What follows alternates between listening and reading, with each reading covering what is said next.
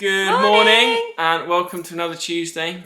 Now, what's somewhat exciting is that next Tuesday it's my birthday. Yay! But we're not doing birthday to you. I'm gonna stop. Okay. But next week we're not doing a thought for the day. We've got a week off. Christopher didn't plan that to be my birthday, but it just happened. But it just is. So you're in for a treat next week because you get a break from us. But yeah, it's my birthday next week. So this time next week I'll be celebrating my birthday. You will, yeah. In lockdown, but we'll come on to that, I guess. Yeah. So today's reading comes from Revelation, which is normally a bit of a weird book and quite confusing, but this one hopefully is a bit more simple, a little bit less wacky than some of the other bits. And Gem's going to read. Yeah. I am. So it's Revelation 2, verses 1 to 7. To the angel of the church in Ephesus write, "These are the words of him who holds the 7 stars in his right hand and walks among the 7 golden lampstands. I know your deeds, your hard work and your perseverance. I know that you cannot tolerate wicked people, that you have tested those who claim to be apostles but are not, and have found them false. You have persevered and have endured hardships for my name and have not grown weary. Yet I hold this against you. You have forsaken the love you had at first. Consider how far you have fallen. Repent and do the things you did at first. If you do not repent, I will come to you and remove your lampstand from its place. But you have this in your favour. You hate the practices of the Nicolaitans, which I also hate.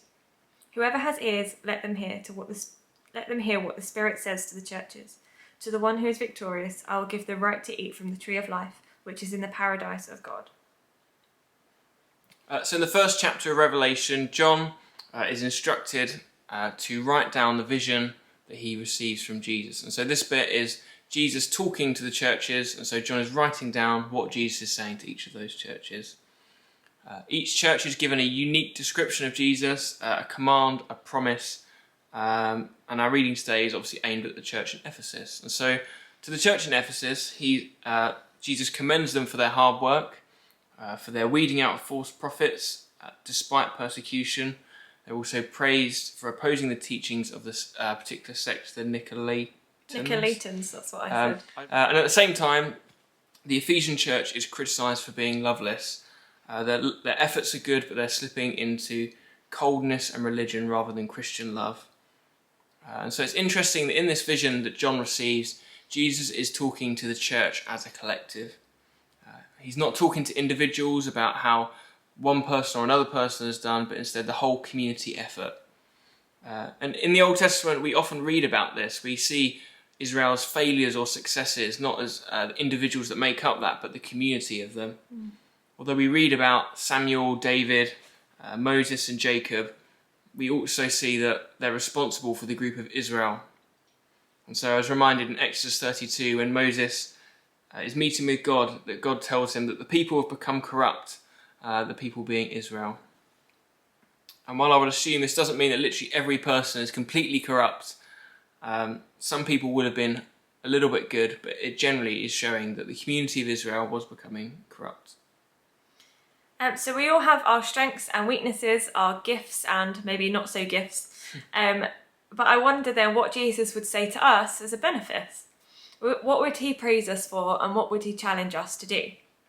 So I remember when we came to visit here like 2 years ago, it was like October 2018 I think, when we were just coming to see what you were like.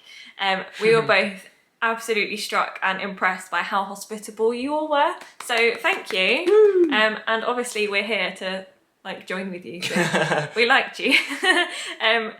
But everyone, you all introduced yourselves. You all asked us whether we were a wedding couple, and had to explain actually that we were, but not with you, and it was confusing. And you're very friendly, so thank you very much.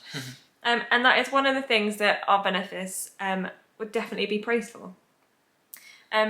Our individual efforts and our individual skills come together to make our benefice look good or bad.